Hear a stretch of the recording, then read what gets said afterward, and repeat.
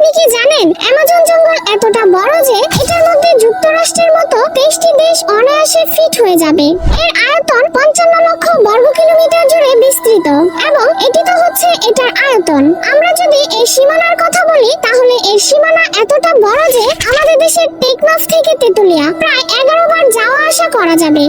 এবং এটি সেই বিপজ্জনক জঙ্গল যেখানে পৃথিবীর সবচেয়ে ভয়ঙ্কর সাপ গ্রিন অ্যানাকোন্ডা পাওয়া যায়। আর আমাদের পৃথিবীতে অক্সিজেনের প্রায় 20%ই এখান থেকে আসে। 390 মিলিয়ন গাছে ভরা এই জঙ্গলটি আমাদের কাছ থেকে শুধু একটা জিনিসই নেয়, আর সেটা হলো কার্বন ডাই অক্সাইড। এমন কোনো সপ্তাহ নেই যে সময় এখানে বৃষ্টি হয় না, যার কারণে এটাকে রেইন ফরেস্টও বলা হয়। এই জঙ্গলটা এতটা ঘন যে এখানে বৃষ্টি হলে তা মাটিতে পড়তে 10 মিনিট সময় লেগে যায়। এই জঙ্গলে প্রায় 16,000 গাছপালার প্রজাতি পাওয়া যায় এবং 380 ধরনের আজব ও ভয়ঙ্কর প্রাণী এখানে দেখতে পাওয়া যায়।